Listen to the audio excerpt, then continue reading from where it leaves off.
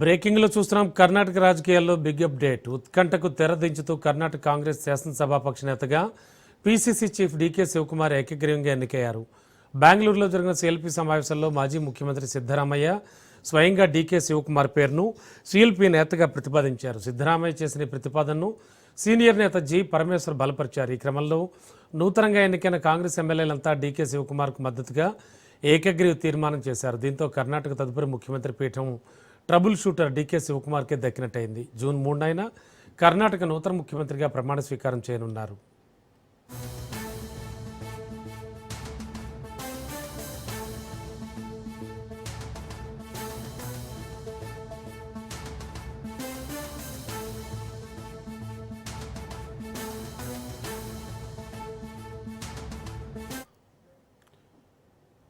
కర్ణాటక రాజకీయాల్లో big update చూస్తున్నాం. ఉత్కంఠకు తెరదించుతూ కర్ణాటక కాంగ్రెస్ శాసనసభాపక్ష నేతగా పీసీసీ చీఫ్ డీకే శివకుమార్ ఏకగ్రీవంగా ఎన్నికయ్యారు. ఇక ఇదే అంశానికి సంబంధించి లేటెస్ట్ ఇన్ఫో అందించడానికి మా కరెస్పాండెంట్ భూపతి సిద్ధంగా ఉన్నారు. భూపతి, మొత్తానికి కర్ణాటకానికి తెరపడింది అండ్ చిరకాల వాంఛ నెరవేరుతోంది డీకే శివకుమార్ది. ఏం జరుగుతోంది? రమణ, కర్ణాటకలో గత కొంతకాలంగా జరుగుతున్న రాజకీయాలకు తెరపడిందని చెప్పుకోవచ్చు. ముఖ్యమంత్రి పీఠంపై కన్నేసిన పిసిసి అధ్యక్షులు డీకే శివకుమార్ ను సిఎల్పి నేతగా ఈరోజు ఎన్నిక జరిగిందని చెప్పుకోవచ్చు. ముఖ్యంగా కర్ణాటక సంబంధించిన బెంగళూరులో విధాన సౌధలో 136 మంది ఎమ్మెల్యేలు, కాంగ్రెస్ పార్టీకి సంబంధించిన ఎమ్మెల్యేలు సమావేశమైన పరిస్థితి నెలకొంది. ఈ సమావేశానికి ఏఐసిసి నుంచి కేసీ వేణుగోపాల్ తో పాటు మరో 2 నేతలు హాజరయ్యారు. బెంగళూరులో జరిగిన ఈ సమావేశానికి మాజీ ముఖ్యమంత్రి సిద్ధరామయ్యతో పాటు సీనియర్ నేతలు కూడా ఈ కార్యక్రమానికి హాజరయ్యారు. సిఎల్పి నేతగా డీకే శివకుమార్ ను పేరును మాజీ ముఖ్యమంత్రి సిద్ధరామయ్య ప్రతిపాదించగా ఆయనను పరమేశ్వరన్ సీనియర్ మంత్రి బలపరిచిన పరిస్థితి నెలకొంది.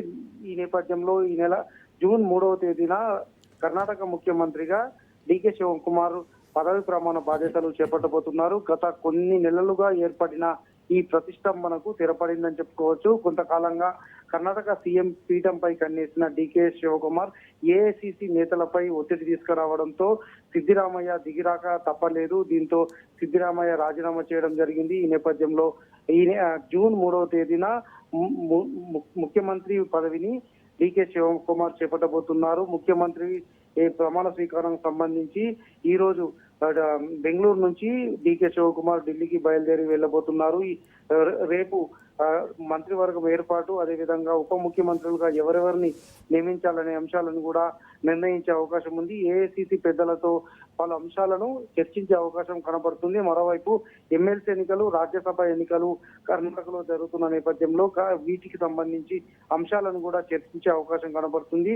జూన్ 3వ తేదీన ప్రమాణ స్వీకారం చేసిన తర్వాత 12 నుంచి 14 మందిని మంత్రివర్గంలో తీసుకునే విధంగా ఏర్పాట్లు కూడా చేసే పరిస్థితి కనబడుతుంది. ఒకవైపు సిద్ధరామయ్య వర్గానికి సంబంధించిన సీనియర్ నేతలను, మంత్రులను, అదేవిధంగా సిద్ధరామయ్య కుమారుణ్ణి మంత్రివర్గంలో తీసుకోవాలనే అంశాన్ని కూడా పరిశీలనలో ఉన్నట్లు తెలుస్తుంది. మరోవైపు సిద్ధరామయ్యతో పాటు పరమేశ్వరన్ సంబంధించిన వ్యక్తులకు, సీనియర్ నేతలకు మంత్రివర్గంలో కూర్పు ఉండే విధంగా కూడా ఏర్పాట్లు చేస్తున్నట్లు తెలుస్తుంది. ఇప్పటికే ఏఐసిసి కనుసన్నల్లో ఈ కార్యక్రమం కొనసాగుతుంది. ఇప్పటికే సిఎల్పి నేతగా డీకే శివకుమార్ నియామకం కావడం జరిగింది.